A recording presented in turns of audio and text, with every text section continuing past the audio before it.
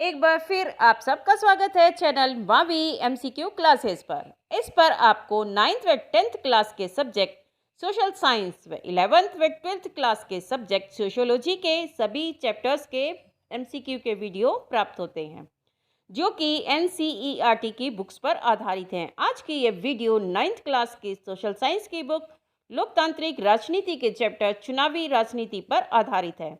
यह न केवल 9th के छात्रों के लिए महत्वपूर्ण है, बल्कि सभी कॉम्पिटिशन्स की तैयारी कर रहे छात्रों के लिए भी बेहद महत्वपूर्ण है, विशेषकर राज्यों के टीचर्स एलिजिबिलिटी टेस्ट की तैयारी कर रहे छात्रों के लिए। तो चलिए जल्दी से चैनल को सब्सक्राइब कर लीजिए यदि अभी तक आपने चैनल को सब्सक्राइब नहीं किया है। चैनल पर आप डेली पोल के द्वारा अपनी जीके भी अपडेट कर सकते हैं। क्वेश्चन नंबर 1 देखिए, आज की वीडियो शुरू करते हैं। बहुत ही आसान प्रश्न है। भारत में नियमित आम चुनाव कितने समय अंतराल पर होते हैं? 4 वर्ष, 5 वर्ष, 6 वर्ष या 7 वर्ष? उत्तर है 5 वर्ष। प्रश्न नंबर 2, भारत में चुनाव का संचालन किसके द्वारा किया जाता है, अर्थात चुनाव कौन करवाता है? चुनाव आयोग द्वारा, नीति आयोग द्वारा, संघ लोक सेवा आयोग द्वारा या केंद्र सरकार के द्वारा? बहुत ही आसान आंसर है, चुनाव का संचालन चुनाव आयोग द्वारा करवाया जाता है। इसे निर्वाचन आयोग भी कह दिया जाता है। यह एक स्वतंत्र संस्था है जो देश में निष्पक्ष चुनाव का संचालन करती है। प्रश्न नंबर 3, चुनाव क्यों होते हैं, इस बारे में इनमें से कौन सा वाक्य ठीक नहीं है? मतलब लोग चुनाव में हिस्सा क्यों लेते हैं, चुनाव के द्वारा उन्हें क्या प्राप्त होता है? चुनाव सरकार के कामकाज का फैसला होते हैं। दूसरा, अपनी पसंद के उम्मीदवारों का चुनाव कर सकते हैं। तीसरा, न्यायपालिका के कामकाज का मूल्यांकन हो सकता है। चौथा है, लोगों द्वारा अपनी पसंद की नीतियां बनवाई जा सकती हैं या अपनी नीतियां बनवाना। तो इनमें से कौन सा वाक्य चुनाव से संबंधित समझ लो कि नहीं है? उत्तर है न्यायपालिका के कामकाज का मूल्यांकन। चुनाव के द्वारा न्यायपालिका के कामकाज का मूल्यांकन नहीं होता, बल्कि सरकार के द्वारा क्या फैसले लिए गए हैं, जनता की उनके ऊपर क्या राय रहती है, या जनता अपनी पसंद के उम्मीदवार का चुनाव कर सकती है और लोग ऐसे ही राजनीतिक पार्टियों का चुनाव करते हैं जो उनकी पसंद की नीतियों को बना सके। तो इसका उत्तर है, जो चुनाव से संबंधित नहीं है, न्यायपालिका के कामकाज का मूल्यांकन। प्रश्न नंबर 4, निर्धारित समय से पहले यदि लोकसभा या विधानसभा भंग कर दी जाए और फिर से चुनाव करवाए जाएं, तो यह किस प्रकार के चुनाव कहलाते हैं? आम चुनाव, मध्यावधि चुनाव, उपचुनाव या उपरोक्त सभी? उत्तर है मध्यावधि चुनाव। निर्धारित समय अर्थात अगर यदि चुनाव 5 वर्ष के बाद होते हैं, सरकार का समय पूरा होने के बाद चुनाव होते हैं, तो वो आम चुनाव है। लेकिन यदि लोकसभा या विधानसभा पहले ही भंग कर दी जाती है, 5 साल से पहले, 2 साल में, 3 साल में, 4 साल में, तो उसके लिए दोबारा से चुनाव करवाए जाते हैं और उन चुनाव को मध्यावधि चुनाव कहा जाता है। प्रश्न नंबर 5, किसी निर्वाचन क्षेत्र से किसी सदस्य की मृत्यु से या इस्तीफे से खाली हुई सीट भरने के लिए होने वाले चुनाव को क्या कहते हैं? आम चुनाव, मध्यावधि चुनाव, उपचुनाव या उपरोक्त में से कोई नहीं? यदि लोकसभा या विधानसभा की कोई भी सीट किसी सदस्य की मृत्यु से खाली हो जाती है या सदस्य इस्तीफा दे देता है, तो उस सीट को भरने के लिए होने वाले चुनाव को उपचुनाव कहा जाता है।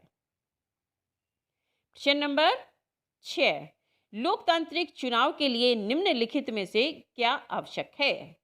स्वतंत्र व निष्पक्ष चुनाव, सार्वभौमिक वयस्क मताधिकार, नियमित अंतराल पर चुनाव, उपरोक्त सभी?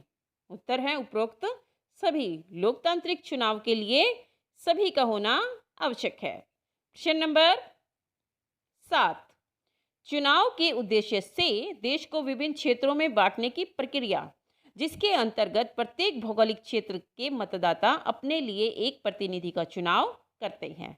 इस प्रकार से जो क्षेत्रों को बांट दिया जाता है उसे क्या कहते हैं? निर्वाचन क्षेत्र, राजनीतिक क्षेत्र, आर्थिक क्षेत्र या शहरी क्षेत्र? उत्तर है निर्वाचन क्षेत्र। प्रत्येक निर्वाचन क्षेत्र से मतदाता अपने लिए एक प्रतिनिधि का चुनाव करते हैं। प्रश्न नंबर 8, भारत देश को लोकसभा चुनाव के लिए कितने निर्वाचन क्षेत्रों में विभाजित किया गया है? लोकसभा के चुनाव अर्थात जिनसे केंद्र सरकार का निर्माण होता है, या केंद्र सरकार का चुनाव लोगों के द्वारा किया जाता है, किस पार्टी की सरकार बननी है। तो लोकसभा के लिए कितने निर्वाचन क्षेत्र हैं? 543, 545, 550 या 555? उत्तर है 543। 543 क्षेत्रों के लिए प्रतिनिधियों का चुनाव किया जाता है।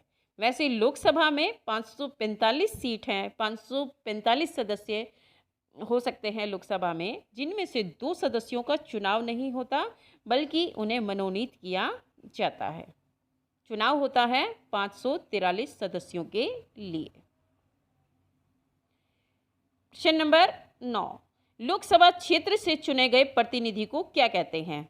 सांसद अर्थात एमपी, मेंबर ऑफ पार्लियामेंट। विधायक अर्थात MLA, member of legislative assembly या पार्षद। वैसे इसे काउंसिलर कहते हैं, लेकिन साधारण लैंग्वेज में एमसी कह देते हैं, मेंबर ऑफ कमेटी। नेक्स्ट है उपरोक्त सभी। लोकसभा के लिए चुने गए प्रतिनिधि को सांसद कहा जाता है, एमपी, मेंबर ऑफ पार्लियामेंट। प्रश्न नंबर 10, संविधान द्वारा समाज के किन कमजोर वर्गों के लिए चुनाव में आरक्षित निर्वाचन क्षेत्र की व्यवस्था की गई है? आरक्षित निर्वाचन क्षेत्र का अर्थ है कि यह क्षेत्र, इनसे वही उम्मीदवार खड़ा हो सकता है जिनके लिए इन क्षेत्रों को आरक्षित किया गया है। दूसरी जाति या जनजाति या जो भी आरक्षण है उसके अलावा यहाँ से कोई उम्मीदवार खड़ा नहीं हो सकता है। तो संविधान ने किन कमजोर वर्गों के लिए आरक्षण की व्यवस्था की है? अनुसूचित जाति और अनुसूचित जनजाति, अन्य पिछड़ा वर्ग, अल्पसंख्यक वर्ग या उपरोक्त सभी। उत्तर में आएगा अनुसूचित जाति और अनुसूचित जनजाति के लिए लोकसभा और विधानसभा के चुनाव में आरक्षण की व्यवस्था की गई है। प्रश्न नंबर 11, लोकसभा में अनुसूचित जाति के लिए कितनी सीटें आरक्षित हैं? 84, 90, 75 या 60? इसका आंसर है 84। यह सीटें 79 से लेकर 84 तक हो सकती हैं। पिछले लोकसभा चुनाव में अनुसूचित जाति के लिए 84 सीटें आरक्षित थी। प्रश्न नंबर 12, लोकसभा में अनुसूचित जनजाति के लिए कितनी सीटें आरक्षित हैं? 40, 47, 50 या 55? इसका आंसर है 47। यह सीटें भी लोकसभा में 41 से 47 तक हो सकती है। पिछले लोकसभा चुनाव में अनुसूचित जनजातियों के लिए 47 सीटें आरक्षित की गई थी। प्रश्न नंबर 13, ग्रामीण और शहरी स्थानीय निकायों में महिलाओं के लिए कितनी सीटों की आरक्षण की व्यवस्था है? 33%, 50%, 27% या 25%? ग्रामीण और शहरी स्थानीय निकायों में केंद्र सरकार के द्वारा 33% आरक्षण की व्यवस्था की गई है, लेकिन कुछ राज्यों ने इसे 50% तक कर दिया है, जिनमें हरियाणा भी है। हरियाणा के ग्रामीण और स्थानीय निकायों में महिलाओं के लिए 50% आरक्षण की व्यवस्था है, लेकिन अगर संपूर्ण देश के बारे में पूछा जाएगा तो इसमें 33% ही आएगा। प्रश्न नंबर 14, निम्नलिखित में से कौन सा वाक्य खुली राजनीतिक प्रतिद्वंदिता को दर्शाता है? राजनीतिक प्रतिद्वंदिता मतलब स्वस्थ पॉलिटिकल कंपटीशन। हर चुनाव क्षेत्र में लगभग बराबर मतदाता, सार्वभौमिक वयस्क मताधिकार, सभी को पार्टी बनाने और चुनाव लड़ने की आज़ादी, एससी व एसटी के लिए सीटों का आरक्षण। जो इसमें से स्वस्थ राजनीतिक प्रतिद्वंदिता या खुली राजनीतिक प्रतिद्वंदिता को दर्शाता है वो है सभी को पार्टी बनाने और चुनाव लड़ने की आज़ादी। प्रश्न नंबर 15, चुनाव लड़ने के इच्छुक उम्मीदवार को नामांकन पत्र में कौन कौन सा विवरण देना पड़ता है? अपने खिलाफ चल रहे आपराधिक मामले, अपनी संपत्ति और देनदारियों का विवरण, अपनी शैक्षिक योग्यता या उपरोक्त सभी। उत्तर है उपरोक्त सभी। जब भी कोई उम्मीदवार चुनाव लड़ने के लिए तैयार होता है तो उसे पहले अपने उम्मीदवार होने का नामांकन भरना पड़ता है। उस नामांकन में ये सभी विवरण चुनाव आयोग को देने पड़ते हैं। प्रश्न नंबर 16, सांसद या विधायक का चुनाव लड़ने के लिए उम्मीदवार की न्यूनतम आयु सीमा क्या है? 18 वर्ष, 25 वर्ष, 30 वर्ष या 35 वर्ष? उत्तर है 25 वर्ष। सांसद या विधायक का चुनाव लड़ने के लिए उम्मीदवार को कम से कम 25 वर्ष का होना चाहिए, लेकिन भारत के अंदर जो मतदान करने की आयु है वो है 18 वर्ष या उससे अधिक, पर चुनाव लड़ने के लिए 25 वर्ष का होना आवश्यक है। प्रश्न नंबर 17, उम्मीदवारों की अंतिम सूची की घोषणा होने और मतदान की तारीख के बीच आमतौर पर चुनाव प्रचार के लिए कितना समय दिया जाता है? 2 सप्ताह, 3 सप्ताह, 4 सप्ताह या 5 सप्ताह? इसका उत्तर है 2 सप्ताह। निर्वाचन आयोग के द्वारा 2 सप्ताह उम्मीदवारों को अपना चुनाव प्रचार करने के लिए दिए जाते हैं, जिसमें वह मतदाताओं से संपर्क करते हैं, चुनावी सभाओं में भाषण देते हैं, टीवी, रेडियो, समाचार पत्रों इत्यादि के माध्यम से अपनी राजनीतिक विचारधारा लोगों के सामने रखते हैं। उत्तर है 2 सप्ताह। प्रश्न नंबर 18, 1971 के लोकसभा चुनाव में गरीबी हटाओ का नारा किस राजनीतिक दल द्वारा दिया गया था? ऑप्शन है इंदिरा गांधी के नेतृत्व वाली पार्टी, भारतीय communist party, Bharatiya Janata party या जनता पार्टी? इसका उत्तर है इंदिरा गांधी के नेतृत्व वाली कांग्रेस पार्टी, जिन्होंने नारा दिया था गरीबी हटाओ। प्रश्न नंबर 19, चुनाव के समय पार्टियों और उम्मीदवारों द्वारा माने जाने वाले कायदे, कानून और दिशा निर्देश क्या कहलाते हैं? नागरिक संहिता, आचार संहिता, भारतीय संहिता या उपरोक्त सभी? उत्तर है आचार संहिता। आचार संहिता चुनाव आयोग के द्वारा चुनाव से पहले लागू करने की घोषणा की जाती है और चुनाव के बाद इसे समाप्त करने की भी घोषणा की जाती है। अतः आचार संहिता चुनाव आयोग के द्वारा लगाई जाती है। प्रश्न नंबर 20, निम्नलिखित में से कौन सा कार्य आदर्श चुनाव आचार संहिता को दर्शाता है, जो चुनाव संहिता के अनुसार है? प्रचार के लिए धर्मस्थल का प्रयोग। दूसरा है सरकारी संसाधनों का शासक दल द्वारा प्रयोग। तीसरा है मतदाता को प्रलोभन, घूस और धमकी देना। चौथा है जनसभाएं आयोजित करना। इसका उत्तर है जो आदर्श चुनाव आचार संहिता है वो है जनसभाएं आयोजित करना। बाकी सभी कार्य आदर्श आचार संहिता का उल्लंघन है। अगर कोई प्रत्याशी, कोई उम्मीदवार धर्मस्थल का प्रयोग करता है वो गलत है, सरकारी मशीनरी का प्रयोग करता है वो भी गलत है, मतदाताओं को प्रलोभन, घूस या धमकी देता है, कोई नोट देता है या कोई भी शराब इत्यादि बांटता है तो ये सारी चीज़ें गलत हैं। ये आचार संहिता का उल्लंघन है। आचार संहिता है जनसभाएं आयोजित करना। प्रश्न नंबर 21, निम्नलिखित में से कौन सा चुनाव प्रक्रिया के अंतिम चरणों से संबंधित नहीं है? मतदान, मतगणना, विजयी उम्मीदवार की घोषणा या जीते हुए उम्मीदवार को मंत्री बनाना। ये चुनावी प्रक्रिया का अंतिम चरण है जिसमें सबसे पहले मतदान होता है। मतदान के बाद उसकी मतों की गिनती की जाती है जिसे मतगणना कहा जाता है। मतगणना के बाद विजयी उम्मीदवार की घोषणा कर दी जाती है और चुनाव आयोग का कार्य समाप्त हो जाता है। जीते हुए उम्मीदवार को मंत्री बनाना ये चुनावी प्रक्रिया से संबंधित नहीं है। प्रश्न नंबर 22, मतदान के लिए जाते समय मतदाता के पास वोट डालने के लिए कौन सा एक पहचान पत्र जरूरी है? मतदाता कौन है जिसकी आयु 18 या उससे अधिक है और जो मतदाता सूची में शामिल है?